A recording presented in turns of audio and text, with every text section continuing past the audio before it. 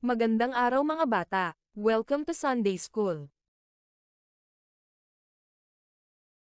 Excited na ba kayo? Umawit muna tayo sa Panginoon.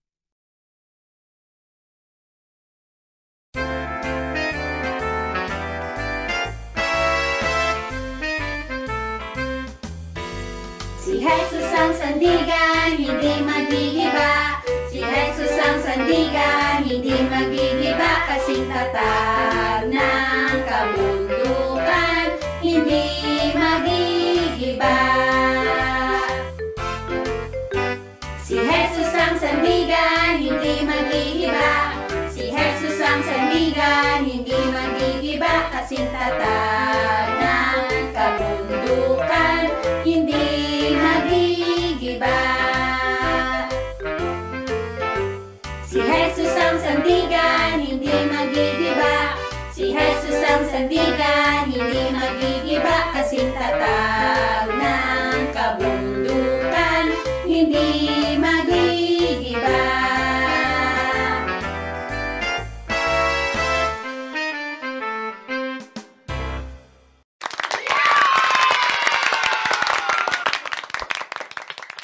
Bago tayo dumako sa lesson, manalangin muna tayo.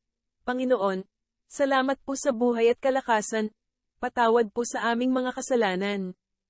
Linisin niyo po kami ng banal na dugo ni Jesus. Samahan niyo po kami sa pag-aaral ng iyong salita. Sa pangalan ni Jesus. Amen.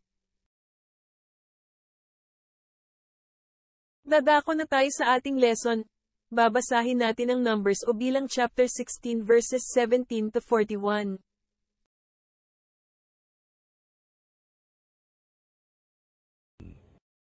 Sinabi pa ni Yahweh kay Moises, "Sabihin mo ito sa mga Israelita, pagdating ninyo sa lupaing ibibigay ko sa inyo, magbubukod kayo ng handog kay Yahweh tuwing kayo'y kakain ng mga pagkain doon. Magbubukod kayo ng tinapay mula sa harinang una ninyong minasa, at inyong ihain bilang handog mula sa ani.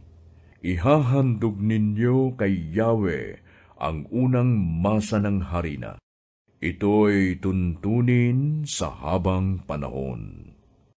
Subalit, kung sakaling nakaligtaan ninyong tuparin ang alinman sa utos ni Yahweh na sinabi kay Moises, buhat sa pasimula hanggang sa wakas, ang buong bayan ay maghahandog ng isang toro bilang handog na susunugin, kalakip ng handog na pagkaing butil, at isang kambing na lalaki bilang handog ukol sa kasalanan.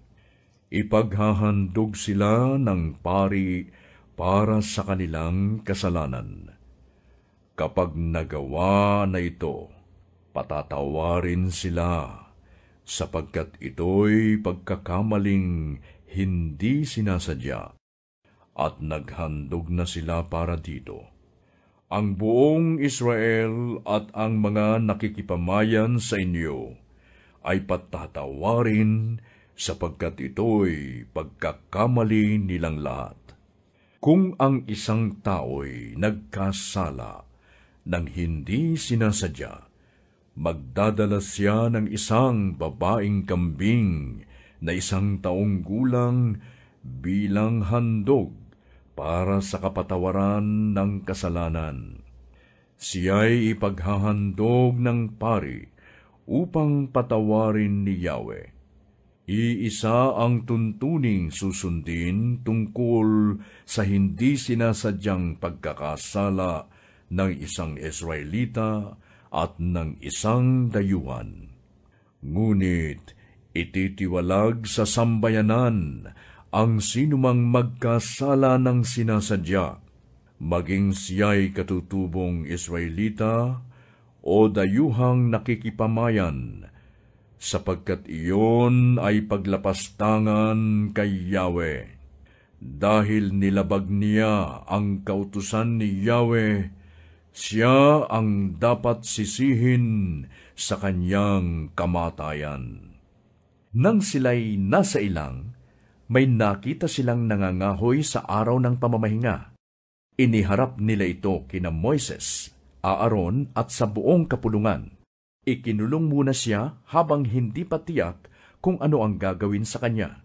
Kaya't sinabi ni Yahweh kay Moises, "Dalhin siya sa labas ng kampo at pagbabatuhin ng buong kapulungan hanggang mamatay." Ganoon nga ang ginawa nila. Sinabi ni Yahweh kay Moises, "Sabihin mo sa mga Israelita na habang panahon silang maglalagay ng palawit sa laylayan ng kanilang mga damit, susuksukan nila ito ng asul na tali. Gagawin ninyo ito upang maalala ninyo at sundin ang mga kautusan ni Yahweh tuwing makikita ninyo ang mga palawit na iyon. Sa ganoon, masusunod ang salita ni Yahweh at hindi ang inyong sariling nasa at kagustuhan. Sundin ninyong lagi ang aking mga utos, at kayo'y lubos na magiging nakalaan sa akin. Ako si Yahweh na inyong Diyos. Ako ang naglabas sa inyo sa Ehipto upang maging Diyos ninyo. Ako si Yahweh na inyong Diyos."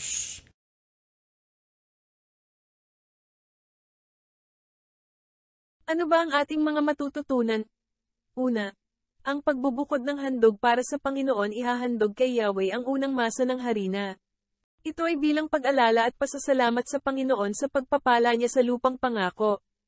Pangalawa, mayroong handog para sa pagkakamali na hindi sinasadya upang patawarin ng Panginoon. Ititiwalag sa buong sambayanan ang magkasala ng sinasadya.